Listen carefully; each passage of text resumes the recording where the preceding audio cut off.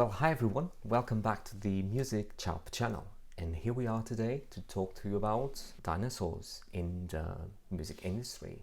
We're talking about Depeche Mode and their recent release, which is called Memento Mori. It's of course Latin, and we'll get into that a little bit of detail later on. But for those who are not acquainted with Depeche Mode, they are a British electronic alternative pop rock band. They go back years and years. This is their 15th studio album, so there's lots in their portfolio. But of course, major hits would be Just Can't Get Enough, Personal Jesus, of course, and Enjoy the Silence.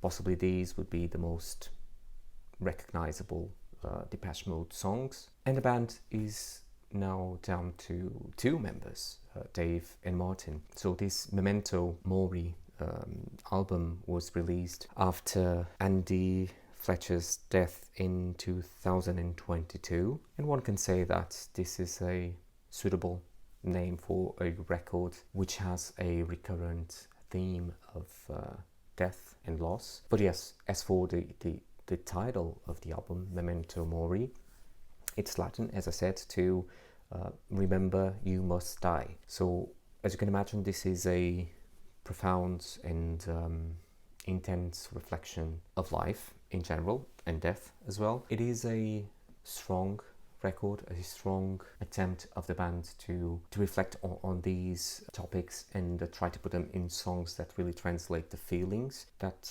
go along death and loss and longing. So it's kind of a dark record. There was a lot when it came to actually making this album, not only the death of their bandmate in 2022, but also the pandemic, all that's going on in the world, even the Russian invasion. That's something that the band said that is really present in the album and in most of the songs. There is also a very clear notion of where humanity should be. So it's, of course, as I said, it's profound, it's extremely deep when it comes to the reflections that the band would have made while writing most of the songs. And as I said, this is the 15th album from Depeche Mode, and there isn't such thing as a bad Depeche Mode record. They all have their uniqueness, and one element that is also present across the board would of course be the quality of what they deliver, the actual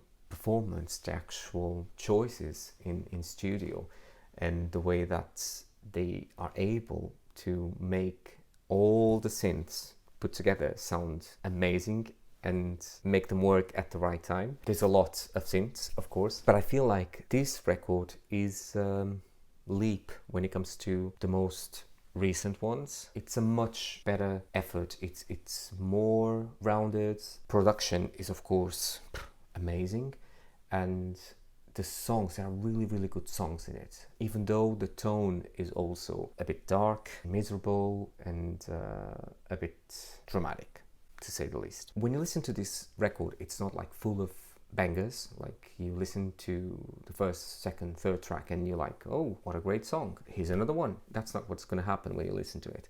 It kind of grows on you, especially 2 or 3 songs, but we'll get there in a minute. The thing is that while this is a very well-rounded record, you need to listen to it a number of times. Of course, right from the get-go, the aesthetics, their choices, the production, the actual theme that goes around the record, it's very intense, but it's immediately that strikes you because it's good material. You listen to it and you're happy. But as I said, it's brilliantly composed, and in that sense, the more you hear it, the more details you can actually see in each song, and the actual details of the themes that they are approaching in the record.